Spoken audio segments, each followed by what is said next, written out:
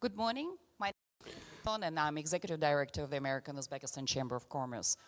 Welcome to our panel, which is e-commerce, new perspectives and opportunities. And I'm delighted to kickstart this wonderful panel with a fabulous panel of our speakers with rich experience and the views that are very unique. And I think that all of you in the audience are particularly fortunate and blessed to have the perspectives of the experts in the industry on this highly and rapidly developing industry.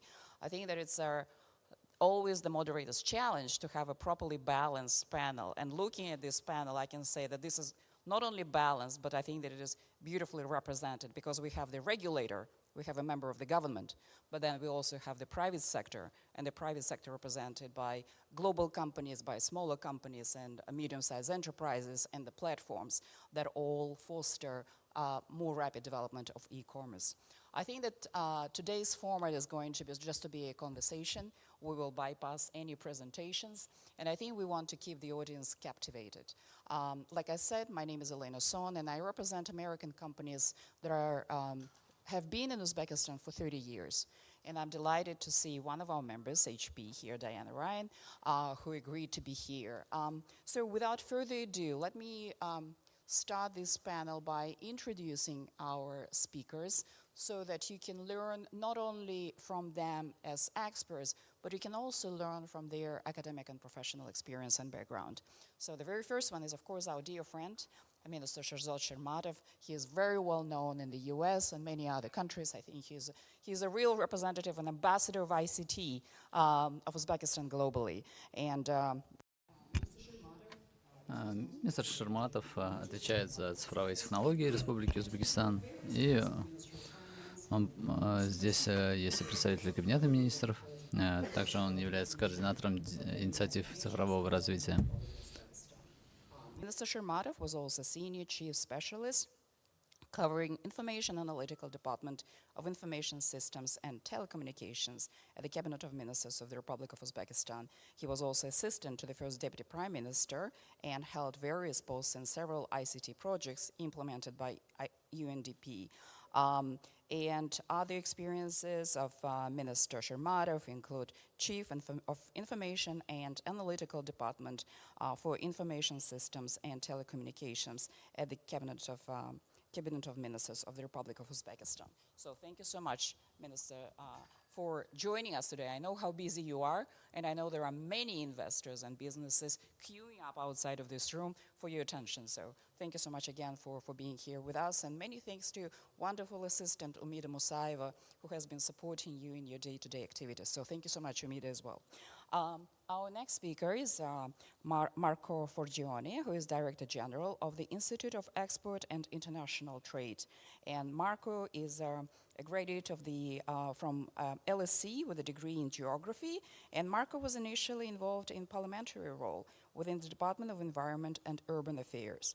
Marco took his experience and moved into the education sector, helping transform the non-statutory funded provision at a Canterbury college, including apprenticeship and training programs. So it's a lot about capacity building, and I think that's a very important. So I see these are the main challenges here. Sure, and thank you so much for highlighting. I think that yesterday we had a discussion on retail, and it was a discussion about traditional brick and mortar and kind of like customer experience. And like you said, people want to touch and see, but online you have different experiences. And I think it's our emotional and cultural change, right, of the consumer behavior that companies in e-commerce have to deal with. And but I'm delighted again that the panel consists of experts who know exactly how to change that and how to address that. Well, Marco, moving to you, I would like to ask our first question to you. So we talked about the challenges, but maybe from the future perspective, what development path awaits e-commerce? Добрый день, как дела? Hi, how are you? Total, I'm afraid, of my very poor foreign languages. I think there are huge opportunities for e-commerce, and particularly in the emerging markets. You know, you will hear from e-commerce and marketplaces that are already active in Uzbekistan. and I think Uzbekistan has the potential to be the regional leader with regards to e-commerce and marketplaces.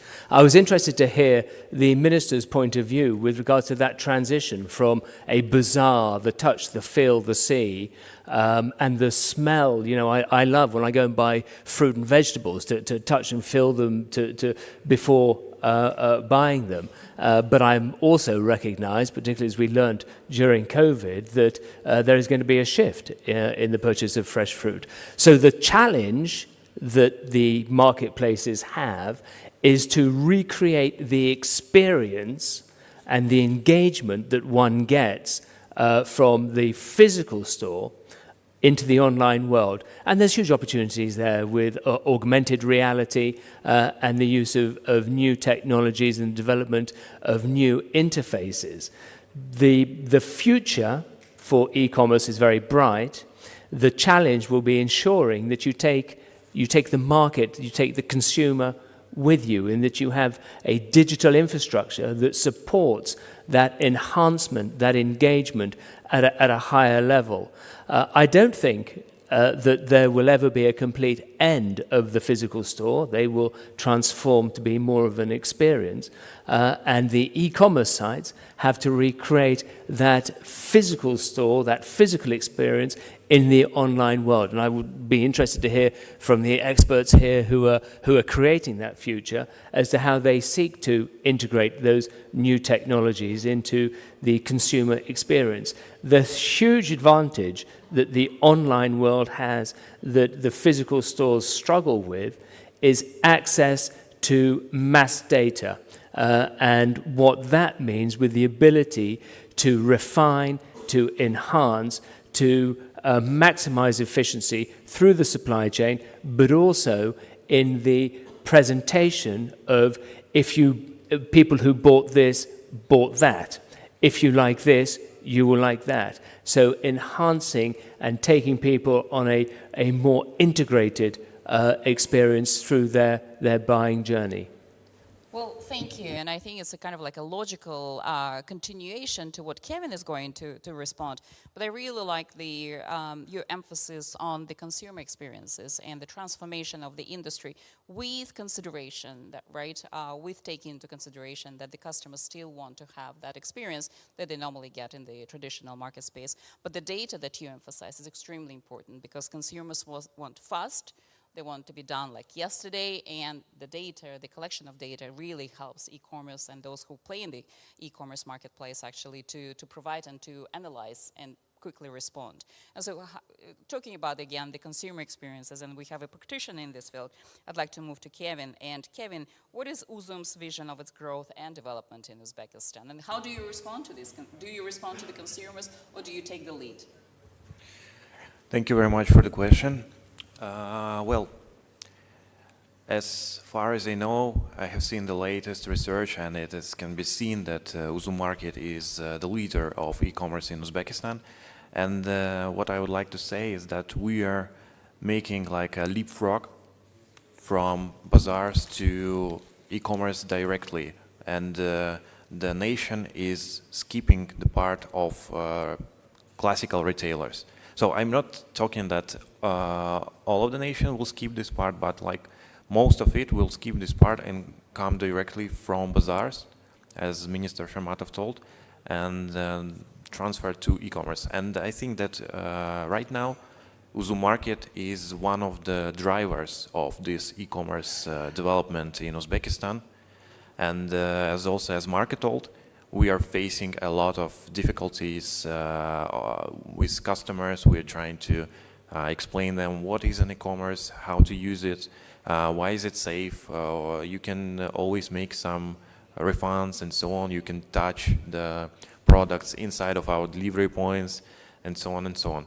So I think, yes, that we will face a lot of such difficulties, but anyway, we will beat them. Because, well, it's like a world tendency to do so, and that's why we are investing a lot of money in our infrastructure, the warehouses, delivery points, so that they will be as convenient to our customers as bazaars or retailers. Thanks. Well, thank you, and I really like your approach. It's an aggressive approach, right? And it's a rapid, but in a very positive way. I like the level of confidence that you have in addressing the challenges and in addressing the market space, the e-commerce development in Uzbekistan. And so you kind of like you work here in Uzbekistan, but I would like to hear a perspective of someone who is outside of Uzbekistan. And I would like to go to Irina because Irina represents OpenWay, which is a technology partner for financial institutions in 83 countries. And so what is your vision of key trends in Uzbekistan, in Irina, and in other countries, and the role of technology platform as yours? Thank you, Elena. Thank you, Elena. So we indeed are outside because the countries of our presence is 83 countries with 188 countries of transactional acceptance. We are just starting our partnership with banks in Uzbekistan. That's why we're young partner of the country, but with very profound and diverse experience in technology. So as an introduction, because not many know us in Uzbekistan yet, I will say that OpenWay is a digital payment software platform, which is a developer and a vendor of Way4 solution, which we provide to multiple types of financial and non-financial organizations globally and support them in providing payment services to their clients. I mean the banks, neobanks, fintech startups, any size of business, by the way, tier 1, middle size, and fintech, which are just starting their business in financial services. Also, the central bank, banks around the world are our partners and clients. Also, the telecom companies, fleet companies, processors, issuers, acquirers, PSP providers. So the diverse portfolio, it means that the number of variety of organizations which are involved in the payment system in Uzbekistan can consider OpenWay technology as a contributor to further technological advancement in their journey, including e-commerce. So talking about the trends in particularly retail e-commerce, what we see based on the experience of many projects launched and implemented globally, we see the interest towards BNPL, Buy Now, Pay Later product, which is not new for Uzbekistan. It's already present, but the attention and interest to this product evolves very fast. And we think that if we consider the trends globally, the projected volume of BNPL product is estimated as of $1.2 trillion with a 25% of annual growth rate. It means that it means that many companies are considering to make BNPL at the central of their strategy for the purposes to extend the acceptance of e-commerce and involving a lot of new e-merchants to e-commerce segment and growing the e-commerce volume. In terms of the consumers, it's very important and notable to say that, again, geographics and the demographics of this product say that BNPL is mostly used by the generation Z, which is considered to be as of 42%, and as of 69% are millennials. So yesterday in many panels we heard that one of the most attractive dimensions towards Uzbekistan is the fact that this is a young nation. So considering that so many young people are handing the mobile as a life companion, so it's reasonable to consider that involving them in e-commerce is giving a strong potential for this industry to grow. Buy Now, Pay Later is basically the POS, point of sale, e-commerce point of sale installment loan, which gives an opportunity for the user to obtain the loan and pay in installment over time by paying a small upfront payment, which makes the user experience more interesting and moves the consumer from the just browsing to more proactive buying experience. So that's why we think that this product could be interesting and attractive to young generation. And technically how we support launching this product is equipping is fast to the market with easy automatic onboarding of the e-merchants, very improved experience and checkout services, and certainly the secure transactions. Sure, thank you. And I think that you just emphasized a very interesting phenomenon, right? Phenomenon that we've been observing is how Gen Zs and the millennials actually dictate the development of certain sectors, and certainly in e-commerce, they are the driving force. And looking at this audience, I see a very diverse demographics representation here. We have the Gen Zs, millennials, and Generation Y or X, however you call it, and the baby boomers as well. So, but it's delighted to. Well, I didn't mean you, though. I know that you're a different part of generation. But again, it's kind of like it shows that there is a general, unique interest in the industry. And when talking about Uzbekistan, one always kind of like says, always a double landlocked country, always so remote. But when it comes to e-commerce, Uzbekistan is part of the global marketplace. There is no physical border. There are no boundaries. And so I'm delighted to hear that OpenWay actually integrates Uzbekistan into its platform and into its services. Well, we talked about the kind of like the global trade association, let's put it like this, the private sector experience in Uzbekistan, the international experience, but from a global company perspective, and I'm moving to Diana Ryan. Can you tell us, Diana, what is driving the digital equity and why driving digital equity is critical to build a more inclusive world? Well, thank you, Elena. Thank you, dear audience, and it's my honor to be here today. I would like to thank you, of course, the American Uzbek Association for actually inviting us here, and of course, Minister Shermatov, our respect.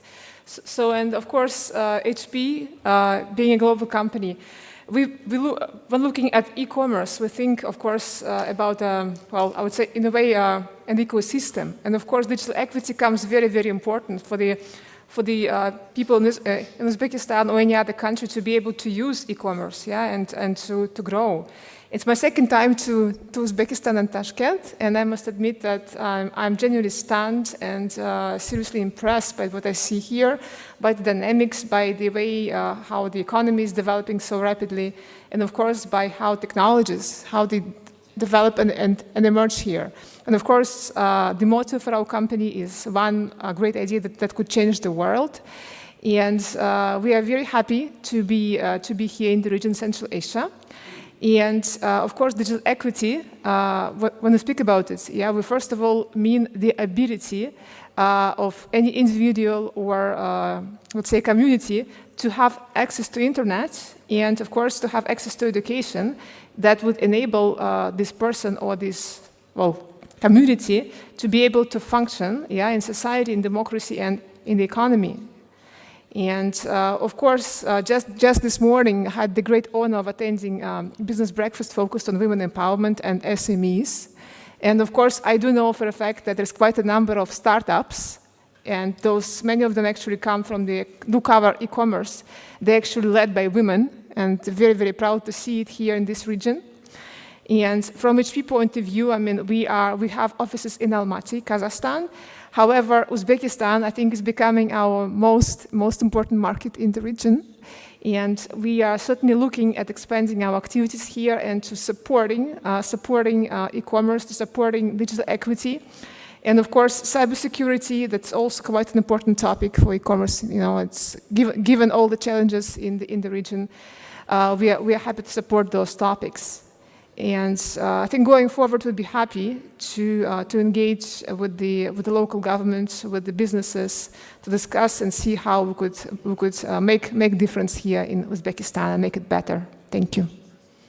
Thank you so much, Diana. And I think that earlier in your comments, you thanked the minister for his role. And I would like also to acknowledge your ministry's role in helping, first of all, us bring companies such as Apple, HP, Google, Microsoft, Visa, and many others to Uzbekistan in the IT sector. And when I mention those names, actually, this kind of reference always catches people by surprise, because they never expect these big names to be in Uzbekistan, and it comes as a big surprise. But I think it's a huge responsibility that the government has imposed on themselves in trying to protect, not only to develop and generate revenues, but also to protect the socially vulnerable groups of population. And the women inclusion in the digital transformation is extremely important. So as a regulator, as someone who represents the government, we of course applaud you and your efforts in being so protective of your diverse population.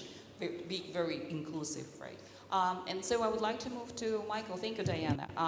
As a Swiss-based fintech company, Zoot has brought innovative digital lending solutions to the e-commerce market in Uzbekistan. And how do you envision the role of digital financing, right, in the future of e-commerce, and what opportunities does it present for micro, small, and medium enterprises?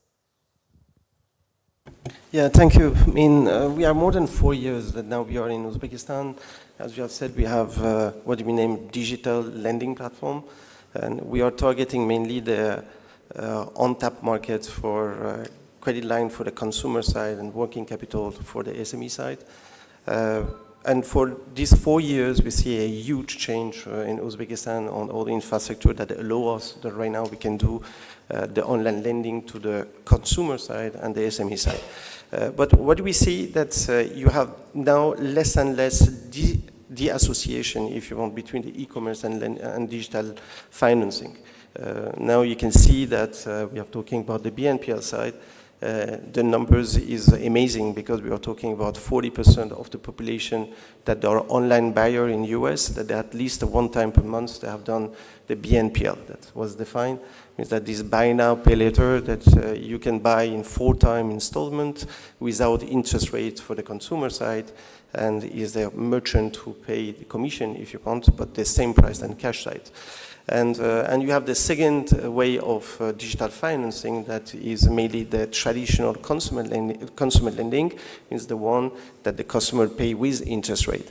On the offline side, in most of the emerging market was present for a long time, but now we are, with a technology regulation, we have this solution that is coming in the market. And we can see in the developing market too, that for example, for the product of the electronic product, that 70% what is sold on the retail side is come from installment with interest rate. Okay, that's what we see that. In our case, 3 years ago, when we launched the e-commerce here, means we have 85% of what we are selling was cash on delivery, okay, 2020. And we move for 95% now that is being installment on the platform that we have.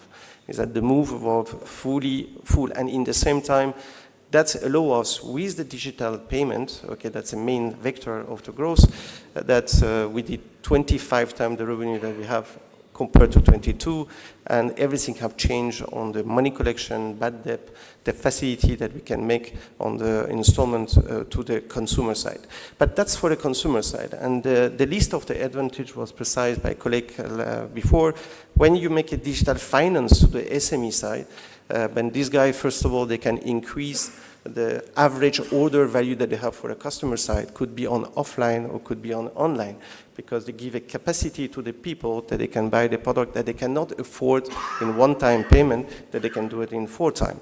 And the second one, all our e-commerce or SME or store, the main challenge that we have is how we can monetize the traffic that you have when you bring. On the e-commerce, the guys like us, the main challenge that we have is how we can make more money on the traffic that we generate, because it's very costly. And when you make this kind of the digital financing on the online or in store, you are increasing, if you want the SME increase, this what we name the conversion rate that you have when the customer is coming inside. Okay, and on top of that, of course, you are generating loyalty, or have a cash flow that is better. That is mainly digital financing that is more and more helping on the development of the e-commerce, but not only that you have on the offline too. Now, the second part that is important on the e-commerce, that again linked to the SME side, is you see most of the SMEs is emerging market, they don't have access to the working capital, because when they want to go to the bank, most of the time the bank was them. The rule of the bank mean they want to have a collateral. They want to have a lot of documentation that this SME, they don't have it. Okay, and means that the way that we score and we give the money on the working capital, the SME, is built like that. That's why the percentage is very low. But the advantage of the e-commerce is that you have on live all the transactions that you could do online. And means that the institution like us, that what we do is mainly that we are not looking the paper, the balance sheet of this SME, because anyway, most of the time doesn't have it, but we look at what's the transaction that the guys do on the online activity. And through this data, that is mainly not different than what a traditional bank are doing, that we assess what's the potential of this SME could be, okay? And from this data, that we can give him the working capital. Means that e-commerce is a second advantage that he have concerning the digital finance, and they allow you that they give it data that normally a normal SME, a small one, they cannot have access, but through that we can assess the credit scoring of this customer, this merchant, and we can give him a credit line that is needed. Mainly, what I want to tell, just this digital finance is a huge change that you have on the e-commerce side, and not only on online, but is on offline side. Yes, absolutely, and I think that there are certainly advantages, I mean, to the private sector operators and to the government. And if you look from at Uzbekistan, then it certainly helps with the tax administration, with the kind of like more predictable budget revenues, and you have you also better understand the consumer behavior and how the market reacts to certain trends. So again, the emphasis here, I think that now that I've listened to all of you, is the emphasis on data. How important the data in building and developing your business and responding to the market and to the trends and to the consumers. I would like to continue our discussion and go to the ministry again. So we heard other participants, other speakers' perspectives, but what is the current, in your view, what is the current state of e-commerce in Uzbekistan? It's kind of like more realistic on the ground, right, perspective. Thank you. Definitely, we can say that e-commerce, for the past several years, e-commerce and related two areas are growing at the fastest rate compared to other sectors of economy. E-commerce, financial services, and IT. So these three areas are growing as a synergy. So we can see that we have more than 30 million people who have banking cards. We have more than 30 million who are actively using internet. And of course, we are seeing many people who are buying online. And it's difficult to estimate because even our official statistics, as I said, with all these issues related with trust, with the kind of trying to avoidance taxes or trying to move between shadow and wide economy, kind of might be not officially fixed, but there are some estimates like by KPMG that last year the overall volume of e-commerce was kind of a bit less than 300 million USD. And the forecast is to reach 1 billion by 2026.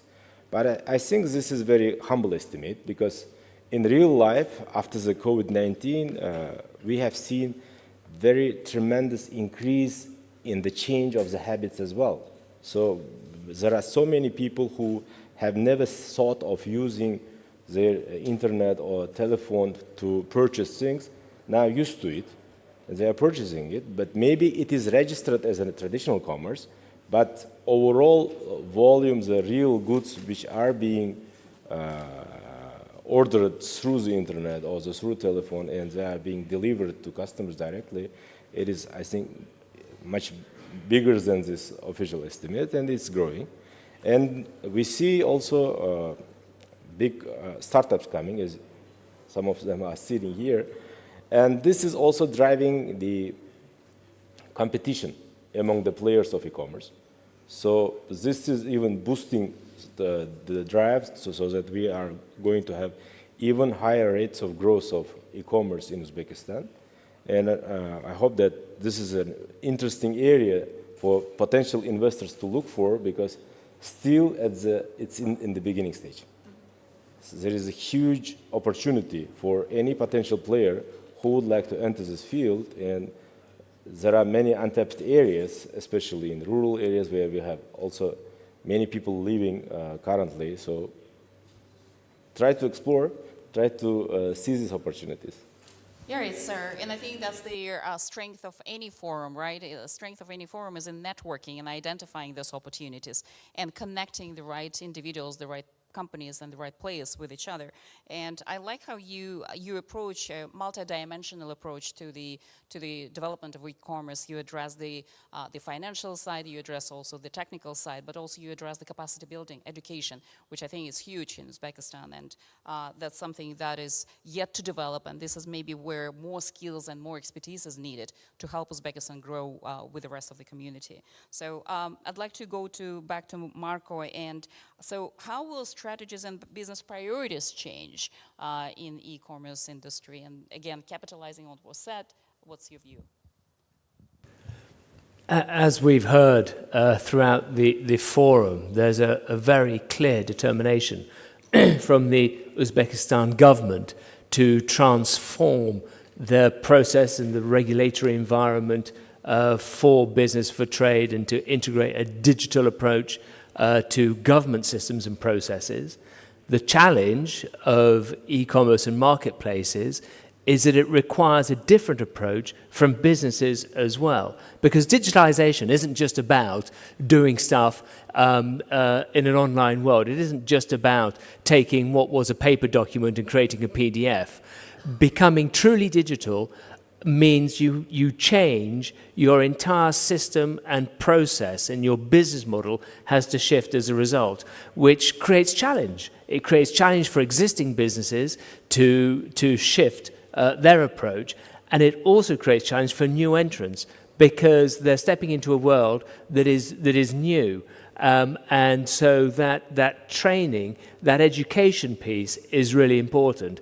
And I think that area is where the e-commerce sites and the marketplaces have a real responsibility and role to play. We've been asked as the Institute of Export and International Trade to establish a commission in the United Kingdom to look at how the e-commerce sites and the marketplaces can be a real driver to support MSMEs, micro, small and medium enterprises, to adapt their approaches, to integrate digital as a business philosophy, and to use the marketplaces as a spark to grow international trade. Now, the challenge for the marketplaces in Uzbekistan is to take the local businesses on that journey, as well as the consumers. It's the businesses that need to be transformed, their business processes that need to be adapted. And if you can achieve that with the right support, the right engagement, with the right processes and procedures and regulatory environment from government,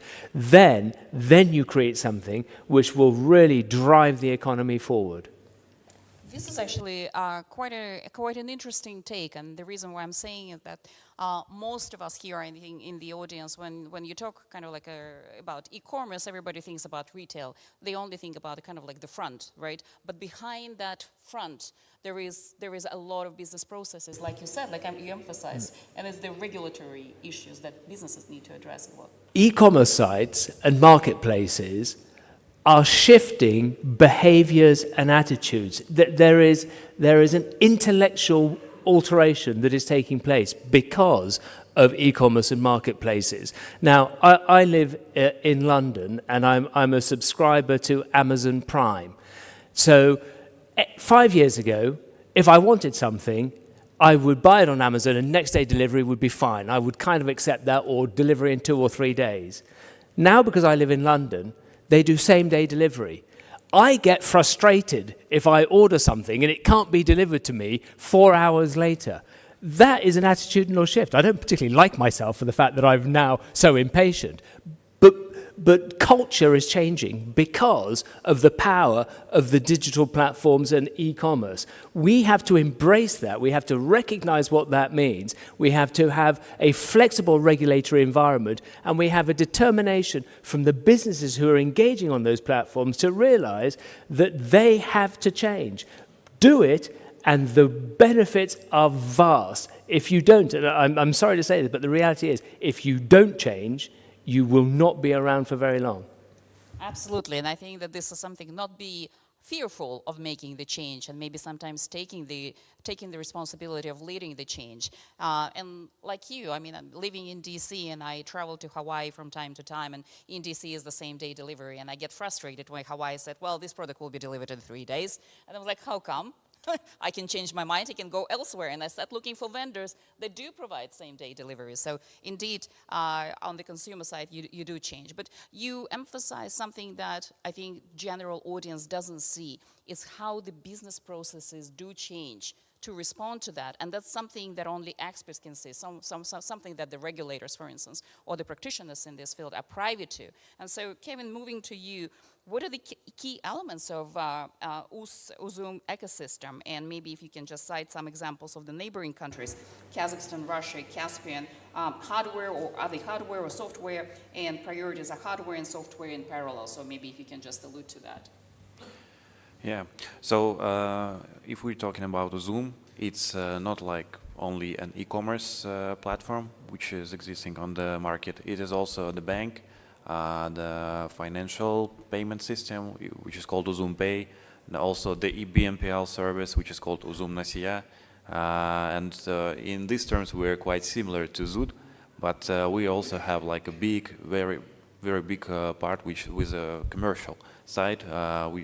When we are working with different businesses, different sellers, when we are learning them how to shift from the like regular offline small shop retailer and so on to become an e-commerce expert. We have like so-called Uzum Academy, where we are teaching and making some kind of like deep in details introduction to what is an e-commerce, how to use it, what should you focus on when you're a seller of e-commerce platform, and so on.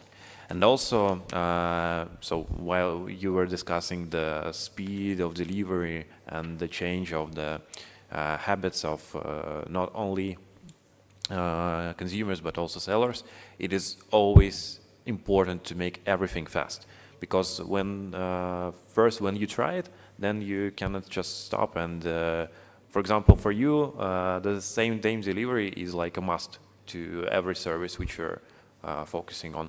And similar happens to sellers, because well, they need to make fast transfers of their money which they have collected in order to increase the revenue streams and so on. They need to have fast, all of the processes which are on warehouses fast, on delivery points are fast. And that's why, again, I'm saying that we are investing a lot in infrastructure. So we are building like the biggest warehouse in Uzbekistan, I think, for e-commerce. It's more than 100,000 square meters, and it's located in Tashkent. We're building a big distributed system of delivery points. Until the end of the year, there will be more than 500 delivery points of Uzum market all over Uzbekistan. Already now we have captured the most big cities of Uzbekistan, and for example, you can make an order in Nukus and we will deliver it to you the same day, or maybe the next day, depends on what time will you make an order. The same goes for sellers, because they are using this infrastructure for sending their goods to our warehouse to sell it online. And usually the process takes less than 24 hours. For example, when you can, as a seller, give your goods for the sale, again, in Nukus, maybe in delivery point, and tomorrow it will be delivered to our warehouse, and it will be accepted on our warehouse and be online.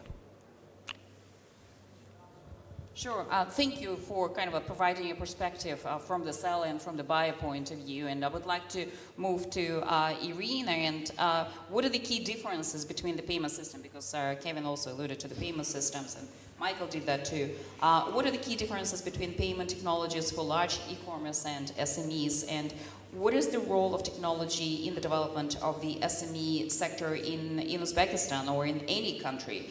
can local acquirers effectively serve SMEs inside and outside the market? Thank you for the question, Elena. So talking about the large and also SME sector, involving them in e-commerce, I would like to talk about the enabler product or direction which could be considered, give a definition, read out the definition of this solution, and provide a very sound example which showcases how SMEs can be involved in digital ecosystem and e-commerce very effectively. So I'm talking about technical possibility of developing a super app, which is a mobile and web application that can provide multiple services, including payment and financial transaction processing. By itself, it's a self-contained commerce and communication online platform that embraces many aspects of personal and commercial life, including activities such as travel, entertainment, traffic updates, personal services from the wide variety of SME service providers. So basically saying that SMEs, like each SME should not build its own solution by its own expenses. It's very heavy capital-wise, but it can consolidate, it can join one super app. For consumers, it's very convenient because super app can provide the convenience of a single application for all payments. An example, so how it in a particular example of one of our clients in Vietnam supported the contribution to the overall economy of the country is our partner SmartPay. Why it's so significant, just for the sake of giving the range of number of SMEs in this country, is that I must say that 70% of Vietnamese enterprises are SME, and small businesses account for about 50% of retail sale. So launching Smart App in 2019, they were able, by means of Super App, involve 1 million users immediately within 1 year and became the financial inclusion disruptor in the country. But that's not the most significant achievement. Within just 3 years, they were able to involve 70 million users and 400,000 merchants. It's very rapid growth which can be explained only by the convenience for the both sides, the consumer and SMEs involved within one super app. And if we talk about the local relevance, just figure-wise, for example, what the public information available in internet says that the most number of enterprises historically increased in Uzbekistan. That happened within the previous 3 years, and the numbers are tremendous, something about over 500,000 SMEs. So it could be, Super App could be a possible solution for large-scale adoption of e-commerce services within the Super App platform. It certainly is not a silver bullet, but a potential technological solution which can support the growth of this sector, financial inclusion and SME engagement in the digital economy. Sure, and I think that earlier on we discussed kind of the use of data in order to predict and in order to follow and meet the consumer behavior. But I think what you just alluded, the development of SMEs, is also helpful to the government to see what kind of regulatory legislative acts need to be created in order to respond to the creation of the new emergence, right, of the new group of business people, of the business players. And I would like to talk about, again, moving to Diana, because she has a very unique perspective. And we talked about digital equity before. So how HP is advancing digital equity, or the ability for all to benefit from online tools and innovative technologies to enable people around the world to take full advantage of the digital economy? Because I think this is the presence and availability of digital economy makes us more relatable, right? Regardless of where we are, regardless of our economic, professional, or educational, or demographics background. So please. Thank you, Elena. Thank you for the question. So from my side, what I could say is, of course, given this kind of helicopter view at the whole digital economy, Yeah, HP obviously is known as the world's largest laptop manufacturer. We also do manufacture printers. We're also quite good at 3D printing. We have huge industrial 3D printers that are able to print metal, plastic, etc. And of course, we are well, I would say, to be honest, a disruptor in the industry, and we keep developing new technologies every day. And given the overall well, impact of driving change, I would say is that, of course, we are focusing on education, and we are well aware that e-commerce, any other new technologies, any other new platforms, it all comes very often from startups. That's where all the genius ideas are generated. So, and essentially what we are doing is that we do have HP Foundation, just like most large, well, huge companies. So essentially what we do is that we do invest into education, into providing free capacity building courses to people, I think, in every single country of the world where we operate. And we are not yet active in Uzbekistan. We did launch something in Kazakhstan. And there is quite a number of courses actually focused on e-commerce, on online sales, on how to build a website, how to market your product. So we're very happy, I mean, going forward, of course, to engage, as I mentioned earlier. There's an excellent example how we were able to launch such a center in Mexico, for instance, that was focused on empowering young entrepreneurs, women entrepreneurs, and essentially it was teaching them from scratch. And then there were some interesting projects being created as a result of that project. And essentially we also did provide mentorship, and as a result, I believe there were about 15,000 jobs created, and many of those young women became actually very bright entrepreneurs. So hopefully that we will be able also to drive this kind of good practice in other countries in this area in particular. And thank you, Diana. I think this is a very wise approach, because there was a mentioned reference to startups, and so I know from experience that when we were asked to look into the venture capital and startups in Uzbekistan, there were two kind of like trends that we were asked to address. One is raising capital, and another one is providing mentorship.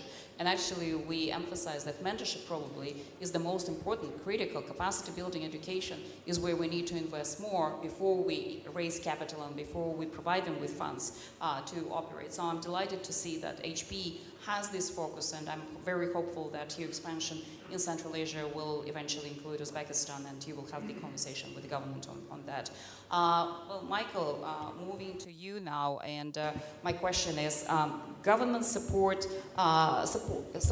can play a crucial role, right, in the growth and development of e-commerce industry, and we kind of like slightly alluded to that, or not slightly, but we did allude to that during the previous questions. And from Zoot perspective, what kind of support measures would be most beneficial for the industry in Uzbekistan, and how can the government help foster an environment conducive to the success of e-commerce business? And I really like this question because it's kind of like private sector addressing to the government here, and it's a perfect audience for that. We are all the time happy to give as a private to what can be done, but I want just to tell that for the last 4 years is a massive progress was done in this area, because I remember when I trying to communicate on WhatsApp 4 years ago on the taxi side, every 3 minutes the thing was cut, but we are not in this situation now. But still, we have like 65% of the internet penetration in Uzbekistan, that we have a place of the progress on it. The situation is more difficult in provinces than what we have in Tashkent, and I think that more recommendation, mainly for the government, is what's normally the customer need to make an e-commerce. And the first element in the infrastructure of internet, and not all the time infrastructure, is sometimes education that needed to be done, and mainly on the provinces side.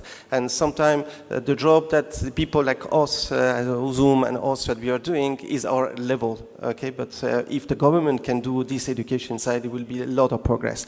By knowing that the provinces maybe still need more internet than the guys that are in the big city, because they can access to the largest market, and the acceleration will be higher. That's the first thing. Second thing, again, is concerning you don't have e-commerce without digital payment. Okay, because one of the area that is a low e-commerce on most of the emerging market, that was the case of the Uzbekistan a few years ago, because it was the low of the payment on digital payment. Again, digital payment, huge progress, enormous, but still 60% of business is done by cash. Okay, and we have still 40% that is done on digital. It means that this part, a lot of effort was done on the regulator side to facilitate, give a license, etc. But we have a lot of road here. More we are going to improve the digital payment, more you are going to increase the e-commerce side. Okay, because without digital payment is no scale of e-commerce. That's the second. Third part, again, linked to the customer side, is the trust. Okay, means that if tomorrow the people give their card, right now we go to a restaurant, is the only place that I see that the people shout their password of their cards. You see that again.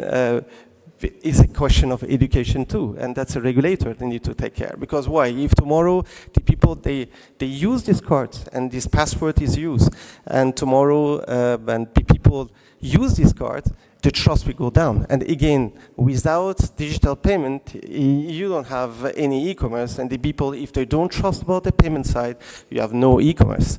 Okay, and it's not only this issue, we have this issue of cyber criminality that right now is not in Uzbekistan because the guys who fraud, they are not aware about it, okay? But very soon the market will be more educated. You are going to have a big issue of the cyber criminality that again he will break this growth that all of us we are waiting from the e-commerce side, because at the moment that the people lost this trust that they have on the payment side is no e-commerce. Okay, and can go very fast because of the education side. Okay, and again, you can develop the e-commerce if not only that we are pushing the sellers go online and you make a fast delivery. You need to have all the economy that go in the same direction of the digitalization, and you cannot go all the country of digitalization by bringing only the experts from Kazakhstan and Russia. Okay, means that you need to have a local guys that, because it's not only few guys, few hundred guys or few thousand guys can do job. It's an all elements of the economy that you need to do the change. And in this case, the education to have the expert of the talent of the IT is a must-have. Okay, I mean, because it's all element of the chain that you need to make a digitalization side. And you need to have a local guys. And again, a lot of progress was done because we have several university, academy was done to bring this guy. You have some system like N42 is some kind of the digital university to bring the people. And as you have said, the population of Uzbekistan are young, very hungry, very talented to learn. But if the support of the government is there, here could be a fantastic hub of the technology. But of course, it will not happen in 1 year. But if they not start now, they will not delay later. And this growth will be less than what we have planned. And again, right now, we are trying to fix the issue of the expertise by bringing the expert guys from the outside. But that is limited and will be really a lock on the growth that we could have. That's my recommendation for augmentation. Sure, thank you. And you know, I like these discussions because you kind of like get a diversity of views, different perspectives. And I always encourage the panelists to kind of like put yourself in the government shoes, right? If you're the private sector, or for the private sector, or for the government, put yourself in the shoes of the private sector so that you understand how the other side works and reacts and can do so much more. You did, Michael, emphasize something that is very critical in any business, which is trust. For you as e-commerce, for instance, for private companies, it's earning the trust of the consumers. But for the government, it is earning the trust of you as businesses that the government can protect businesses from cybersecurity, can protect from maybe some pitfalls in the legislative acts or some procedural kind of like processes. So I think that trust is important. And you also emphasize education. And I would like to go to Minister Shermatov talking about education. In Uzbekistan, what measures have been taken to develop the industry in recent years, and how is the government working to improve digital skills among the population and to promote greater adoption of the e-commerce? It's kind of like two questions, but it's capitalizing on what Michael said on education and providing you with a platform to respond. Definitely. Education is a critical issue for success of any nation. Without education, no nation can succeed. So if you compare what we had in education system, I don't want to blame anything, etc. up until 2016, and the progress we've seen after that, you can see the huge difference. I was a Minister of Public Education responsible for all the schools. So before 2016, what was the main task of the school director? Timely harvesting the cotton, making sure that everything is clear when we have so many guests coming, etc. So there was a huge shift in the public education, in the schools. First is all the teachers are in the schools. They are doing their own jobs. And we have connected all the schools with high-speed internet. And we are providing them, they're updating them the computers, because there was so many people, graduates of the schools, which have never seen any PC or internet while they are studying in the school. Now, there is a huge shift towards that, and of course, we have started the overall project, which is we call IT Nation, so that every graduate of the school would be able to use ICT as a tool for future success, which includes, of course, we are focusing more on an ability to earn money through internet, because due to our demographic situation, we have to think about creating remote jobs. We have put ambitious agenda to make Uzbekistan IT nation, so that when foreign investors look for outsourcing opportunities, they look for Uzbekistan as also the next important IT destination. So we have removed all the taxes to IT companies. We are trying to improve the infrastructure, and most importantly, the education. We try to make sure that the people and school kids who study at the schools upon the graduating years would have a clear idea of how to use internet to be successful in the future, and which includes using the e-commerce, using SMM, etc., etc. So the progress is being there, but as you are right, we have to put even more effort to catch up, because of those difficulties we faced earlier. And with higher education as well. We had a system where, unfortunately, we had a quota of acceptance to higher education which was about 9%. So out of all the school graduates, only 9% were able to enter the university. And one might suppose that those are the brightest, creme de la creme. But unfortunately, the corruption was there. So this is actually, this inhibited the progress in higher education as well, and which you have mentioned. Therefore, we don't have those unique specialists, local specialists, and therefore the companies who would like to make a good startup, etc., unfortunately, they have to bring the experts from abroad. And since 2007 and beyond, first, the quota increased tremendously for the state universities. Second, government allowed opening of the international universities, so we have so many international universities, and of course the private universities. We have so many private universities. So now, if you want to get a higher education, you are freely able to get the higher education. You don't have to be restricted with any quota or anything. So this is a good progress. And now we see that the change in the mindset of our youth as well. Because previously, getting a diploma would be a kind of your ticket for the successful life. But now, diploma is not enough. You have to focus on knowledge, on skills, on constant progress and things like this. So now this mindset change, I think, would affect all the industries as well, because now IT companies are demanding higher skills. IT companies have their own higher standards. So even if you have a good diploma of some university, if they don't meet your standards, you don't hire them. So this change in paradigm is also very important. But at the same time, we are also focusing on private education. So, as I said, IT park residents are exempt from all taxes, and we allowed IT educational residents as well. So those companies who are specializing in IT education, they can become the resident of IT park, and they enjoy the same tax benefits of IT exporter IT companies. And we see tremendous growth of such educating residents as well. There are more than 250 already. And they are also competing, they are providing the good specialists. So if you want to expand locally or if you want to outsource some of your business here, you can find young talents, IT specialists, or who can speak English, who can write some code, etc. So I hope that this will somehow fill your future demands. And of course, overall educating people. And in school also we have been conducting with our monetary regulators, the central bank, the Global Money Week, or overall financial literacy courses in order to teach our kids that how to deal with their own finances, how to deal with banking cards, how to work. I mean, these kind of things should be taught from the school level and beyond. And with all this education, and there's a massive online campaigns as well as the campaigns on the TV to avoid possible scams.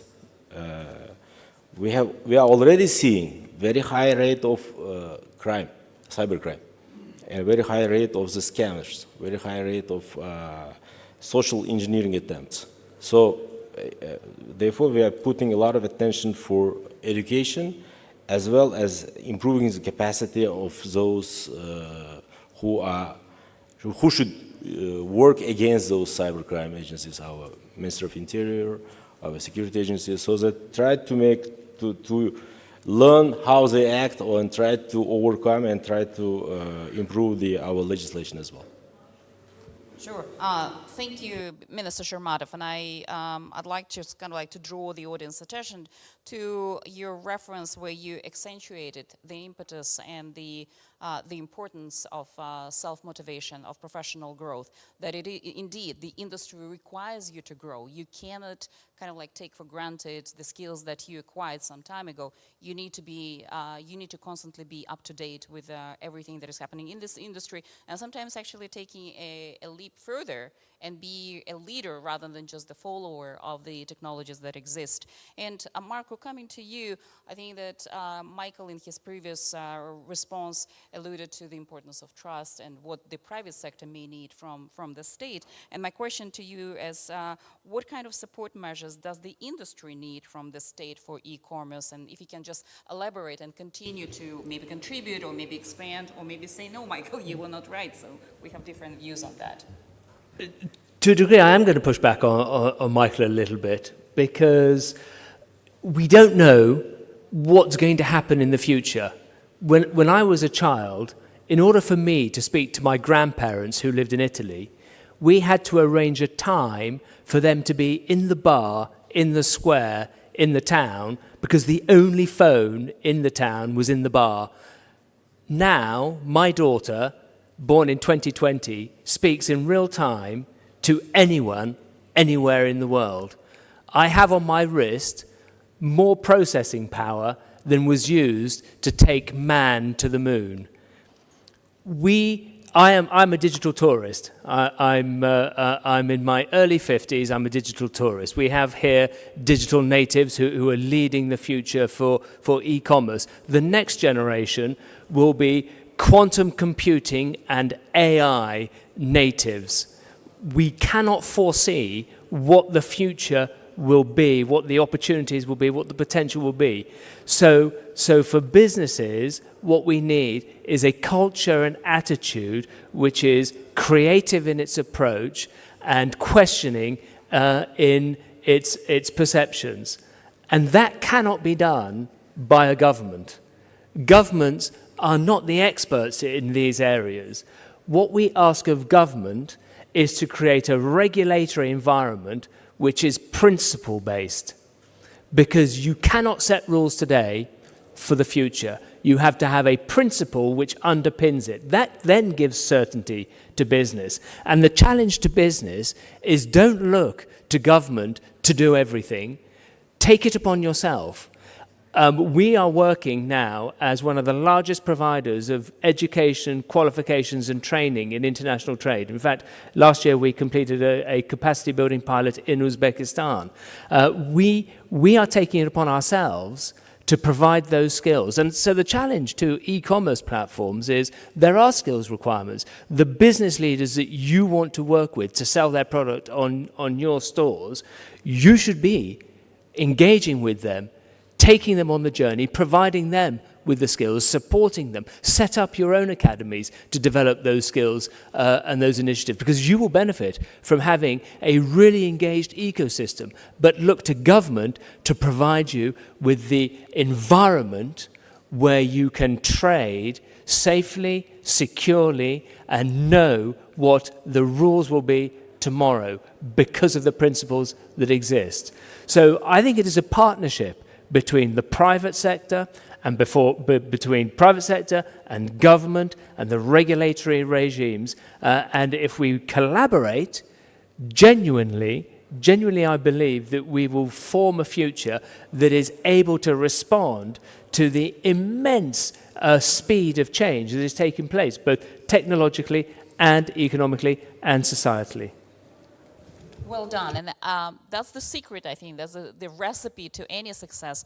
It's building mutually beneficial relations between the private sector and the government, and understanding that the government can create the ecosystem, the environment, the regulatory environment, right? But as a business, we need to take responsibility. We need to take the lead, and I think that the beauty of Uzbekistan is that the government is open to listening. The government is open to learning, and I think that's the advantage that not too many countries can offer. But in Uzbekistan, we do have this privilege, and so we're very thankful to the minister for that. Well, Kevin, you as a practitioner, and I know that we talked about education, so maybe, and you alluded in your previous question a little bit about education, but if you can just maybe expand what is the role of technology education and e-commerce awareness building among sellers and customers, and who has the lead, customers or the sellers? Thanks for the question. So, Marco, we're taking it on us, as it's told. And, well, in general purpose, we understand that education is like the most important part of our business right now, because, as I told you before, we are some kind of driver of e-commerce on this market. And we are learning, and we are also teaching people how to use in e-commerce, how to, first of all, overcome their fears about e-commerce, not only from the customer side, but also from the business side. Because, as Minister Shamatov told, there are a lot of like shadow economy, and we are, first of all, explaining why it is safe for businesses to become legal, to also like print checks and so on, use the cashiers, apparatus, and so on. So everything like starts from overcoming the fears. And first of all, we should define what are these fears. And this is like something which we are doing in our Zoom Academy for our businesses, for sellers, and so on. And also we're focusing on the same part when we are communicating with our customers. So, for example, in our marketing campaigns, we're trying to explain why is it safe to buy online, how you should do it, that you have a delivery points where you can check everything that you ordered, you can make like an easy refund and so on, and that you won't lose your money and you won't lose your savings and so on, because we are here to support you. We have like a customer care system which is also helping you with different problems and so on. Another product that we launched maybe like 3 months ago is an online streams for customers inside of our application, where we are explaining some maybe product categories which were not presented in Uzbekistan earlier. And we are also explaining what is it, how you should use it, and so on, in like a friendship manner, so that our customers will build the trust with Zoom.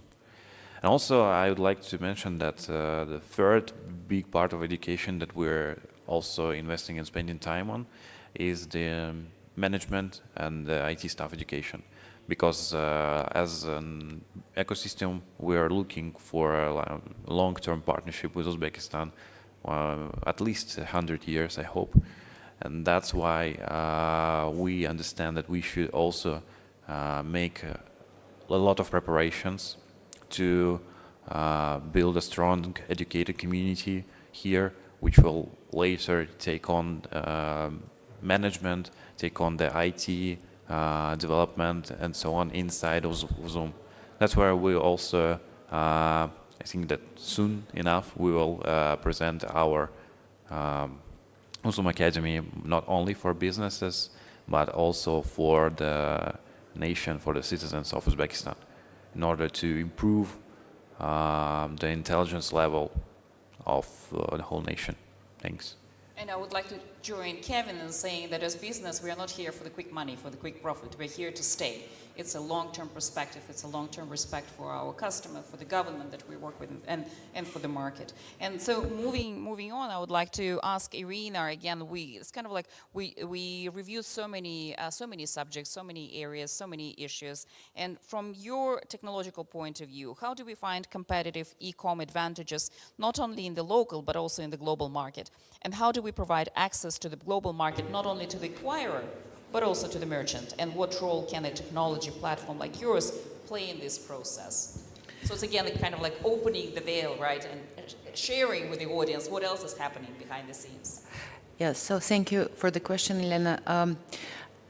Splitting the answer between local and global or cross-border, I would say that, and I cannot skip echoing and coinciding with what was said about the benefits of current situation for the development of digital economy in Uzbekistan. So locally, probably this is the mostly desired favorable conditions, because despite the fact that maybe there are some gaps in education on the level of the consumers, also on the level of SMEs, for example, by adding the e-com button on their web pages or creating those web pages to boost the e-commerce as a direction for sales, I think that locally the promising future of e-commerce is inevitable because of one of very important dimension which is required for e-commerce to grow is regulatory support.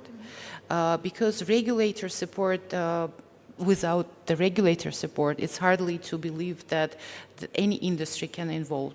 Meanwhile, in Uzbekistan, as Mr. Minister mentioned, there is already e-commerce law in place, went into force at the beginning of this year. But beyond that, as far as I know, there was a supporting decision towards the decreasing the income tax for e-commerce businesses from 15% to 7.5%. And there is a very supporting Central Bank of Uzbekistan, who yesterday mentioned the number of already involved financial institutions in the digital economy and digital services, not only 35 banks, but also doubled number of e-wallets, growing numbers of the payment service providers, and still with so many players in the market, the industry, e-commerce industry, is not saturated, and there is a space for any interested in development and co-development and coexistence to contribute in the development of e-commerce in Uzbekistan. Talking about the cross-border direction, I think, again, echoing yesterday panels, that was several times mentioned, the interest of Uzbekistan in building the cluster business cases because of the geographical proximity and the interest to make more tight relations with the countries which are finance trade partners of Uzbekistan. Again, the e-commerce can be one of those technical enablers to one country to be an importer partner and another to be an exporter partner for each other. And we, as a technical solution providers, see a lot of examples based on the diverse geographical experiences of our clients. For example, Finaro started in Israel as a startup company, and within less than a decade, they grow to a global level e-commerce platform, and they are using Way4 payments rails for servicing their clients globally. So, as I said, like starting globally, it's a lot of perspective because of enabling regulation, and cross-border is also a possible dimension for any interested in the cluster solutions. Thank you again. I think that in every remarks that I've heard so far, there is an ask, but then there is also an opportunity, and there is an opportunity for developing and for closer collaboration, right, and for closer study of the issues that you just highlighted. And so, moving to Diana, I would like to know, like. We talked about various things again, and talking about the plans, and you slightly alluded about the HP's presence in Central Asia. What digital equity has HP launched in Central Asia so far? Are there any plans in the pipeline? And what are the HP plans in terms of supporting digital future and presence in Uzbekistan? Thank you, Elena. So today, I think we talked today a lot about education. I think this is essentially is the now, is the present and the future. So just kind of top line, I would like to share with you, I mean, our latest newest project is the HP Gaming Garage that actually was launched in Dubai. It is actually an actual building, actual garage, where we do provide free coding and video game design skills to students. In Q3 this year, we do plan to go virtual. And this means that we'll be able to deliver those courses in Central Asia, make them available, and we are very, very excited about this opportunity. There is also cybersecurity course as well that we designed. Of course, with our HP Life, which is the overall entrepreneurial skills that covers 5 blocks, is communication, of course, finance, where we teach, the basics of finance and how to operate the enterprise. Then third block would be Startup Innovate. It teaches design thinking. It teaches, our students how to be successful, how to come up with those brilliant ideas that could change the world and shape the future. Next block would be marketing, and here we have, of course, such important block of social, of course, SMM. Then, of course, online sales, we teach it there. Also, part of it is actually e-commerce. There is a course like that. And last but not least is the operational block, which teaches how to run the enterprise, how to hire staff, how to do the inventory. So, I mean, essentially those 5 blocks, they're very, very, first of all, the contents of the course is up to date. It's like, being updated regularly.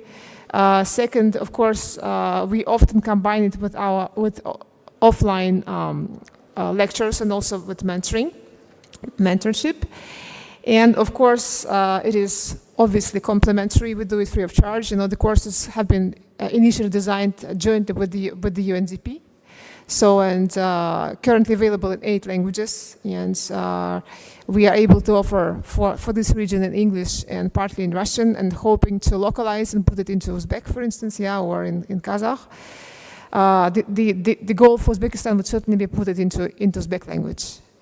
And of course, I'm also happy to share that we're about to launch HP Idea, which is our program for high school teachers in Uzbekistan with the Presidential Academy. So, I mean, we are trying to cover all, let's say, ages, and social groups.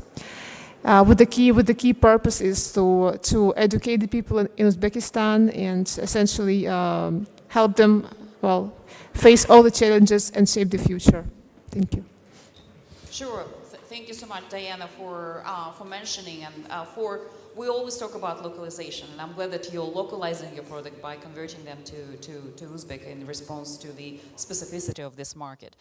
Michael, moving to you, and I'm going to ask you a loaded question, so whatever take you want to take is good with me. As online marketplaces like Zood Mall continue to grow in popularity, how do you see the role of traditional brick-and-mortar retailers evolving in the Uzbek market?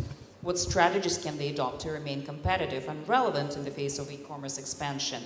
And I'm going to load it even more, but how can a digital ecosystem like Zood be designed and operated in a way that aligns with the principles of impact investing, ensuring that investments not only generate financial returns, but also contribute to positive, measurable social and environmental outcomes in the markets that they serve. So, loaded. I will try. Okay, just let's go from the point of SME. Okay, I mean, marketplace, what is that? We don't buy, we don't sell. What we do, we put the contact, the SMEs to the consumer side. That's what we are doing as a marketplace definition side. I mean, and the SME, all of us, we have to educate. All of us, we have an academy. Because you don't have online here. It means that these guys, they have not done it before, that they can know how to do it. It means that all of us, we have to educate, and we are doing. All of us, we have help them on the SME side, how they need to bring the product, they take a picture, write the description, how to write the answer to the customer and facilitate the job of this guy. Means now on the SME side, I think that this growth of the e-commerce that is planned in Uzbekistan, and right now is 1.5. If you look at the compare with Kazakhstan, is 11%. Means that the potential of the growth that we have, we're talking about $1 billion in 2026. It will be largely more in 2006. Largely more. On the speed of the investment right now you have in the market, education, the appetite, and all this effort on regulation that you are doing, that makes that the market will go largely more. And that's why all these actors are present in your country, because we believe that the growth will be largely more. But that is an opportunity for the SMEs, okay? I mean, sometimes the SMEs say, wow, the internet will coming and my shop will not have any job.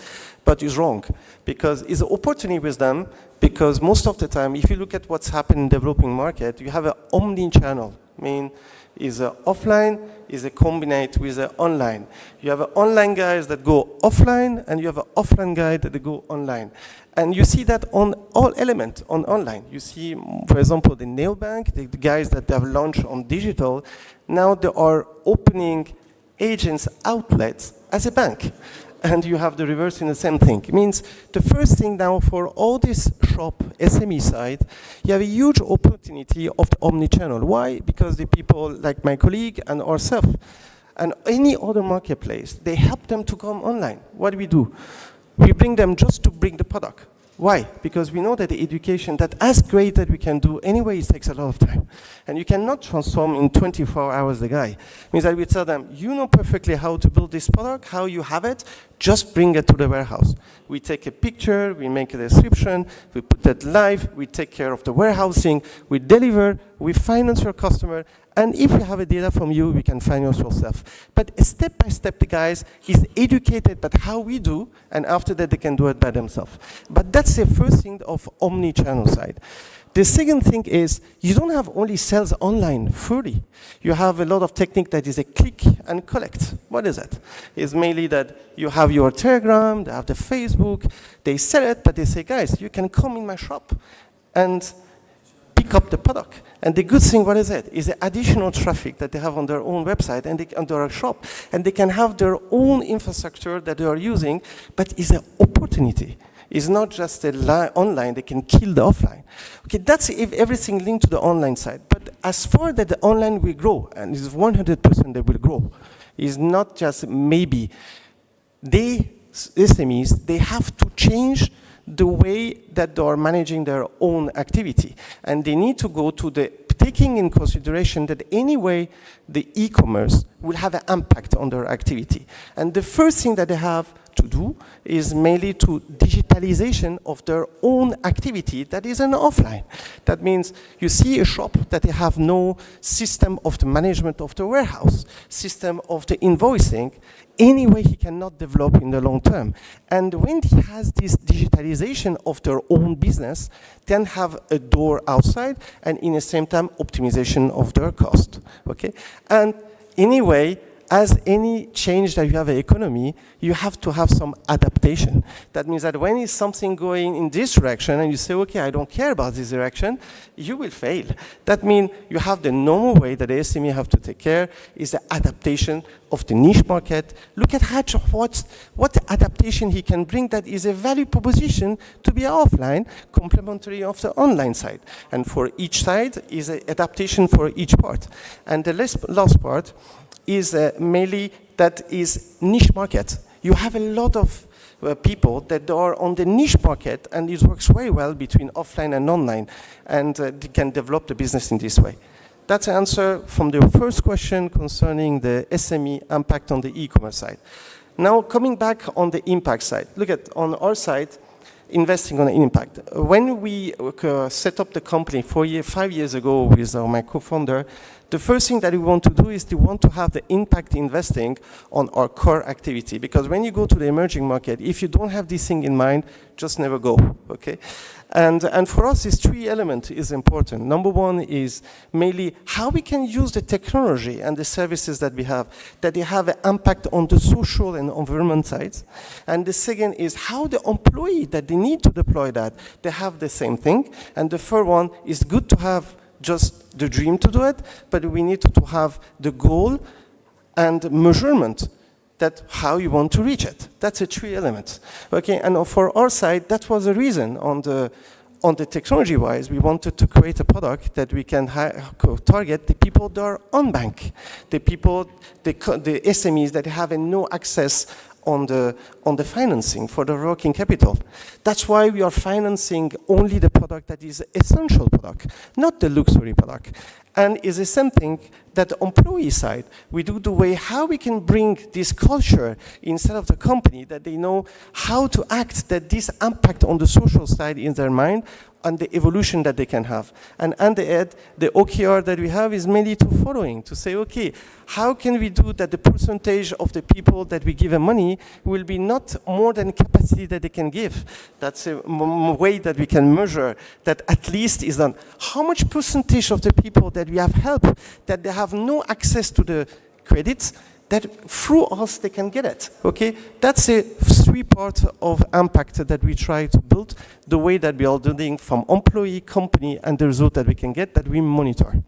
Sure, and I think that you've just written a story, I think. You just kind of like beautifully summed up everything that was highlighted during this discussion. Like I always said, every panel is a story writing. And I think that today's was a continuation of the story writing that started when COVID, I think the chief technology officer, right, hit the world and accelerated so many processes. But for any story, there should be a happy end. And I don't think that we want to see happy end. We want a continuation. We want the adaptability. We want the leadership by the government and the private sector. And in summing up the discussion, I would like to address to each one of you, and from your perspective, what is your contribution to the success story of Uzbekistan, so that there is no happy end, so that the happy end kind of like keeps moving and moving. So Marco, what's your contribution to this story, success story of Uzbekistan? Well, the success is being written. I think you have a really dynamic, progressive government. The role that the Institute of Export and International Trade commits to play is to support the professionalization of trade and international trade knowledge and expertise within Uzbekistan. You for centuries, Uzbekistan has been at the center of international trade, dating back to the Silk Road. It of course, I think that there's a beautiful symmetry that you have someone called Marco talking to you about international trade and the Silk Road when it was the diplomat Marco Polo who forced the development of international trade for Europe. So it is about professionalizing and supporting that skills base. Sure, thank you so much. And Kevin, what would be your contribution to the success story? I think that I mentioned, like, maybe there was a quote that we need to build a partnership with Uzbekistan. And that's what I think each company should do. Not like look for a short-term money and so on, but build like a highly sustainable partnership which will last very, very long. Thank you. And Minister Shermatov, what's your contribution to the success story of Uzbekistan? First of all, it was very good to hear that from the private sector that estimation of 1 billion by 22 is very humble estimate. There would be much bigger market in the coming years. So this is a first thing. There is a good expectation of the market growth. And we as a government as a whole, we are trying to focus on making sure that the necessary regulatory framework is there and trying to make that all the level playing field with the e-commerce and the traditional commerce providing the same inequalities, trying to minimize the share of the shadow economy. We have a very ambitious Minister of Investments and Finance. He knows the value of digitization. So even yesterday I read the figures that the overall volume of cashbacks by fiscal checks exceeded 1 trillion sums. So gradually we are taking over the traditional trade as well. And of course, infrastructure. Infrastructure, we are also a regulator of the infrastructure. We are heavily investing on making sure that the people in even the rural areas will have access to high-speed internet. And infrastructure in terms of the logistics, in terms of the transportation, which is also crucial. We have an ambitious Minister of Transport who is also working hard to make sure that we will overcome the challenges of being a double landlocked country. It's also a very huge issue which we are talking and we are trying to make sure that all the players are trying to work in a better transportation environment as well. And of course, digital payment systems, our regulator of the digital payment, it was mentioned that very progressive ideas, they try to open up the new ways, and we also, within the framework of IT Park Uzbekistan, trying to create the special sandbox so that we can test the new fintech startups and trying to open up the opportunities for them so that they can also become the resident of IT Park, enjoy the benefits of IT Park. And overall general education and awareness raising. We will be continuing on this and we will be focusing more on education, more on awareness, as well as cooperating with all the private sector. Sure, well, take the lead on that, and next year we will speak with you about all this progress that you're about to make. And Irina, what's your contribution to the success story? So a future never brings to the present a ready product, and building the future in e-commerce technologically.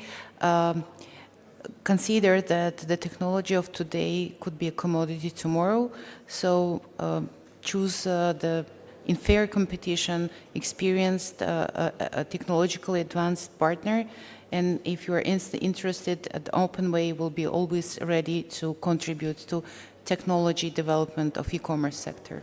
Thank you.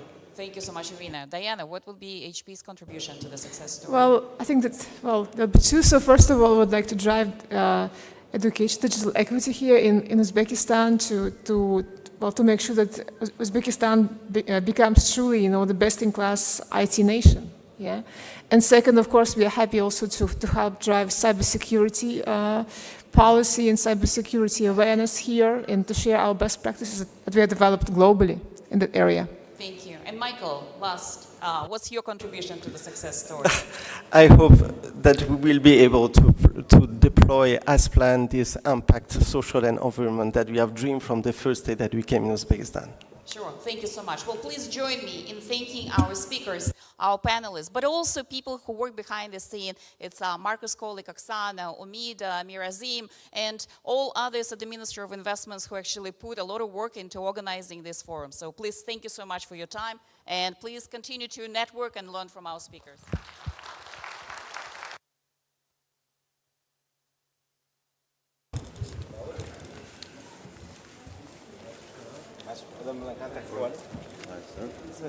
He's the head of our Center on Digital Economy. So he needs your forecast for e-commerce growth. Good news.